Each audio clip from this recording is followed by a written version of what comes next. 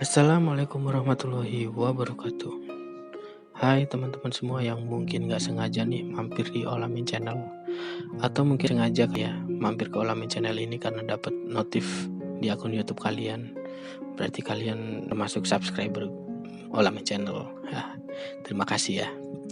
Jadi intinya gue pengen ucapin banyak-banyak terima kasih buat semua teman-teman yang udah mau menyempatkan mampir ke sini dan mau mendengarkan ocehan gue. Jadi ini tuh adalah sebuah segmen baru di Olamin Channel yang isinya bercerita tentang kisah-kisah nyata atau fiksi dari seseorang. Entah itu cerita cinta, sedih, galau, motivasi, cerita bahagia, dan lain-lain lah. Intinya di segmen ini tuh gue cuma pengen bercerita aja. Nah, cuman sekarang gue bingung karena belum ada ide mau kasih apa nama segmen baru gue ini. Ya mungkin barangkali teman-teman yang dengerin ini punya ide buat nama segmen baru gue ini, boleh lah ya lempar-lempar tulisan di kolom komentar gue. Jadi ya cukup sekian dulu mungkin basa-basi dari gue. Gak usah lama-lama lagi. Yuk langsung kita masuk ke cerita. Jadi sumber cerita ini berasal dari halaman ibuhamil.com. Agak aneh juga kali ya mungkin ya, tapi cukup menginspirasi lah. Oke, jadi cerita ini mengisahkan tentang perjuangan seorang anak yang pernah mendapat penghargaan besar dalam hidupnya. Kisah ini cukup sedih dan bisa disebut mengharukan karena pesan di dalamnya sangat menyentuh para pendengar. Menceritakan tentang kasih seorang anak terhadap ayahnya dan tetap setia sampai selamanya. Namanya Zhangda. Jadi Zhangda ini adalah seorang anak di Cina. Jadi pada 27 Januari 2006, Zhangda mendapat penghargaan tinggi dari pemerintahnya karena dinyatakan telah melakukan perbuatan luar biasa. Di antara 9 orang peraih penghargaan itu, ia merupakan satu-satunya anak kecil yang terpilih dari 1,4 miliar penduduk Cina. Yang membuatnya dianggap luar biasa ternyata adalah perhatian dan pengabdiannya kepada ayahnya, senantiasa bekerja keras dan pantang menyerah, serta perilaku dan ucapannya yang menimbulkan rasa simpati. Sejak ia berusia 10 tahun, tepatnya di tahun 2001, anak ini ditinggal pergi oleh ibunya yang sudah tidak tahan lagi hidup bersama suaminya yang sakit keras dan miskin. Dan sejak saat hari itu, Zhangda hidup dengan seorang papa yang tidak bisa bekerja, tidak bisa berjalan, dan sakit-sakitan. Kondisi ini memaksa seorang bocah ingusan yang waktu itu belum genap 10 tahun untuk mengambil tanggung jawab yang sangat berat. Ia harus bersekolah, ia harus mencari makan untuk papanya dan juga dirinya sendiri. Ia juga harus memikirkan obat-obatan yang pasti tidak murah untuk dia. Dalam kondisi yang seperti inilah, kisah luar biasa Zhangda dimulai. Ia masih terlalu kecil untuk menjalankan tanggung jawab yang susah dan pahit ini. Ia adalah salah satu dari sekian banyak anak yang harus menerima kenyataan hidup yang pahit di dunia ini. Tetapi yang membuat Zhangda berbeda adalah ia tidak pernah menyerah. Hidup harus terus berjalan, tapi tidak dengan melakukan kejahatan, melainkan memikul tanggung jawab untuk meneruskan kehidupannya dan papanya. Demikian ungkapan Zhangda ketika menghadapi utusan pemerintah yang ingin tahu apa yang dikerjakannya. Ia memulai lembaran baru dalam hidupnya dengan terus bersekolah. Dari rumah sampai sekolah, ia harus berjalan kaki melewati hutan kecil. Dalam perjalanannya dari rumah ke sekolah itulah, ia memulai makan daun, biji-bijian, dan buah-buahan yang ia temui. Kadang juga ia menemukan sejenis jamur atau rumput dan ia coba untuk memakannya. Dari mencoba-coba makan itu semua, ia tahu mana yang masih bisa ditolerir oleh lidahnya dan mana yang tidak bisa ia makan. Setelah jam pulang sekolah, di siang hari dan juga sore hari, ia bergabung dengan beberapa tukang batu untuk membelah batu-batu besar dan memperoleh upah dari pekerjaan itu. Hasil kerja sebagai tukang batu ia gunakan untuk membeli beras beras dan obat-obatan untuk papanya.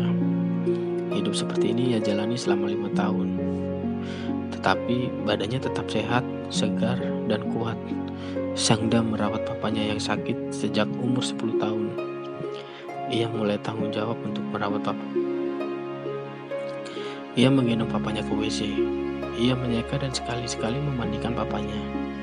Ia membeli beras dan membuat bubur. Dan segala urusan papanya, semua dia kerjakan dengan rasa tanggung jawab dan kasih.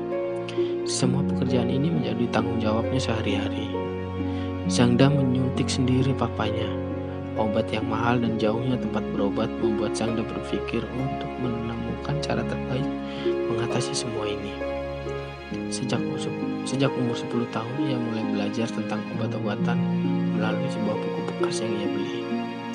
Yang membuatnya luar biasa adalah ia belajar bagaimana seorang suster memberikan injeksi atau suntikan kepada pasiennya.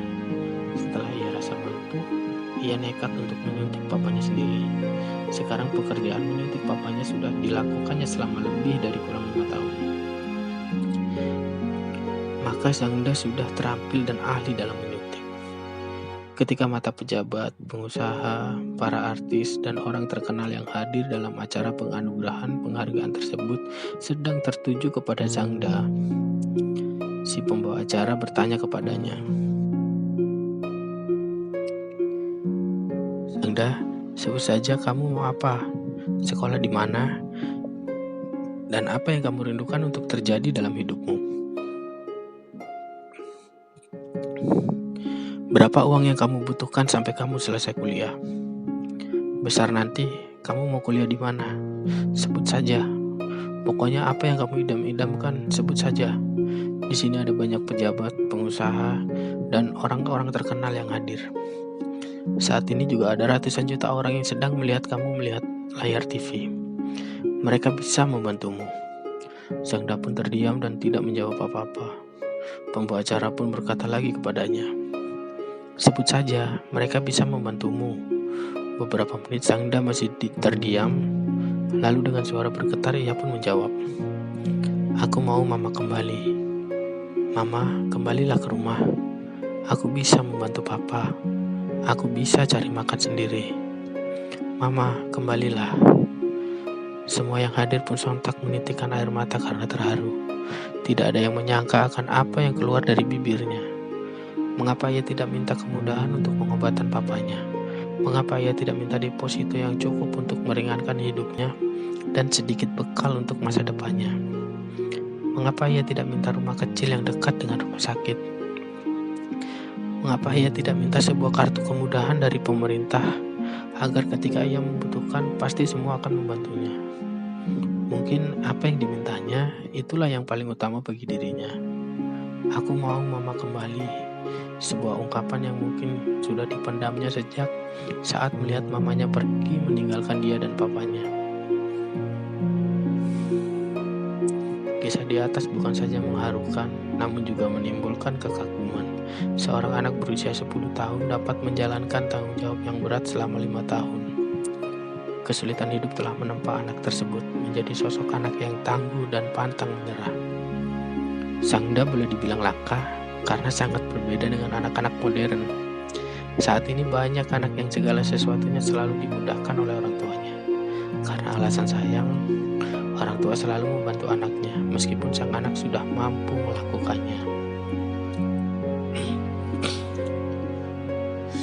Jadi cerita barusan ini adalah cerita kisah dari seorang anak yang sangat tangguh ya.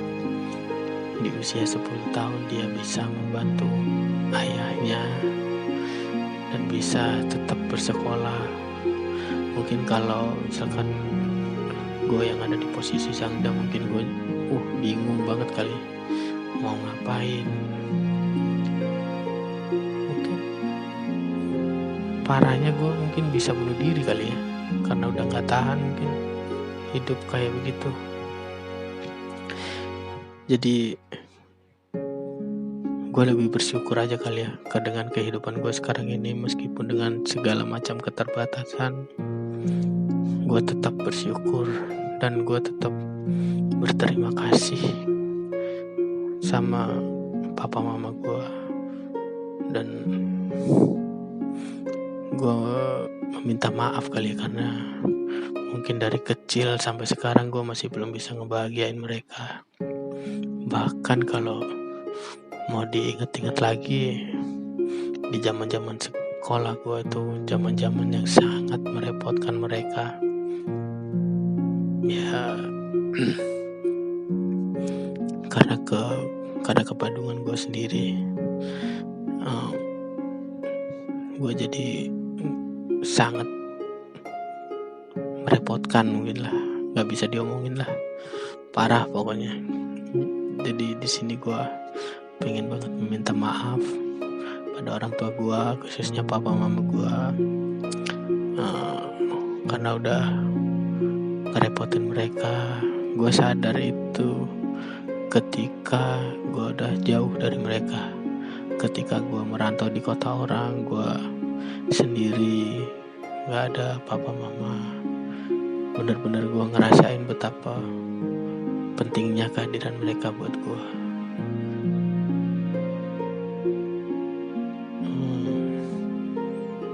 Kalau boleh ngomong, gue sayang banget sama mereka, dan semoga gue bisa ngebahagiain mereka sebelum mereka gak ada kali ya. Ya intinya pengen banget gue ngebahagiain mereka lah, entah itu dari segi materi atau dari segi manapun lah. Intinya mereka bahagia dan bangga ngelihat gue. Semoga itu kesampaian dalam waktu dekat.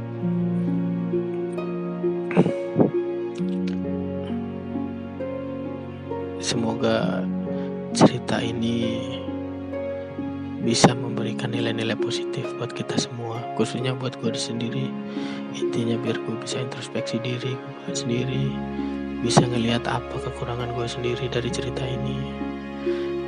Syukur-syukur buat teman-teman ada nilai-nilai positif buat kalian semua. Oke, jadi sekian dulu cerita di episode pertama ini. Sebelumnya gue minta maaf kalau ada salah-salah kata, ada belepotan-belepotannya suara gue, karena memang gue gak punya dasar public speaking. Jadi ya gue ngomong seadanya aja. Intinya gue mau bercerita, pengen berbagi hal-hal positif, pengen sharing-sharing. Jadi ya mohon maaf atas segala kekurangannya. Oke, terima kasih. Assalamualaikum warahmatullahi wabarakatuh.